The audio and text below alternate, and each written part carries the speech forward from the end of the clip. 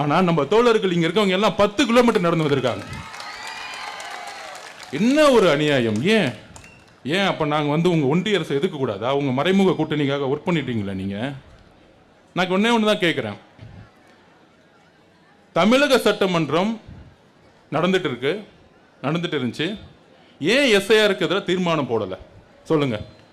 Number 1 question, ஏன் போடல? உச்ச நீதிமன்றத்தில் நீங்க மனு தாக்கலுடைய பெட்டிஷன் எப்படி இருக்கு?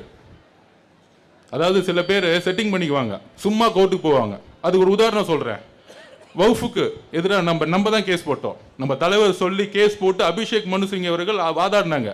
ஆனா திமுக போட்ட கேஸ்ல அங்க வாதாடவே இல்லை. அங்க இருக்க வழக்கறிஞர்கள் கையை கட்டி சும்மா நின்றுட்டு இருப்பாங்க. ஆனா வெளியே வந்துட்டு நாங்களும் கேஸ் போட்டோம் வடிவேல் படத்தை சொல்லுவாங்களே, அந்த மாதிரி நாங்களும் கேஸ் போட்டோம். அந்த மாதிரி வக்ஃபுக்கு மாதிரி எஸ்ஐஆருக்கு ஒரு கேஸை போட்டுட்டு நாங்க கேஸ் போட்டுட்டோம். அனைத்து கட்சி கூட்டத்தை கூப்பிடுறோம். அனைத்து கட்சி கூட்டத்தை தமிழக அரசு கூப்பிடணும். திமுக யாரு? ஒட்டுமொத்த தமிழ்நாட்டுடைய பிரதிநிதியா? திமுகங்கிறது ஒரு தனிப்பட்ட கட்சி. தமிழக அரசு ஏன் எஸ்ஐஆருக்கு எதிராக ஒரு அனைத்து கட்சி கூட்டத்தை கூப்பிடல? இதுதான் மறைமுக கூட்டணி. நீங்க தலைவர் எப்ப பார்த்தாலும் சொல்லிக்கிட்டே இருப்பார். சில உண்மைகளை வந்து முக்கியமா நேற்று தலைவர் வந்து கிட்டத்தட்ட ஒரு 9 நிமிடம் ஒரு காணொலி கொடுத்தார். இதெல்லாம் வந்து எலெக்ஷன் கமிஷன் செஞ்சிருக்கணும்.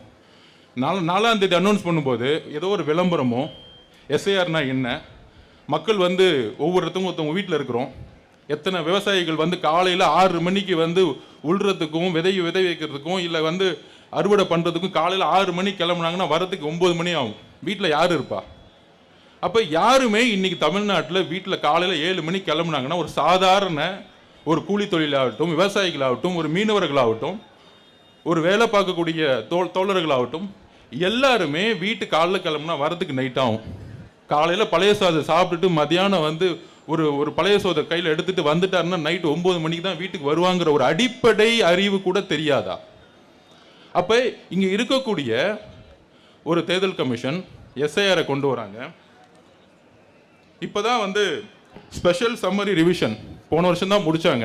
அதில் எல்லாமே தெளிவாக இப்போ வந்து இது என்னுடைய ஐடி, தலைவர் சொன்ன மாதிரி தான் என்னுடைய ஐடி என்கிட்ட இருக்கு. ஆனால் இன்னைக்கு செல்லுபடி ஆகாது. இன்னைக்கு இது வேலிடிட்டி கிடையாது. இதை முடிச்சுட்டாங்க. அப்போ நம்ம தலைவர் சொன்ன மாதிரி இன்னைக்கு நம்ம கிட்ட ஓட்டர் ஐடி கிடையாது. அப்போ இந்த ஓட்டர் ஐடி கிடையிலன்னா என்னென்ன பிரச்சனை வரும்? நாளைக்கு என்ன பண்ணுவாங்கன்னா, உங்களுக்கு ஓட்டர் ஐடி இல்லை, அதனால ஆதார் செல்லுபடி ஆகாது, உங்களோட பாஸ்போர்ட் எடுக்க முடியாது.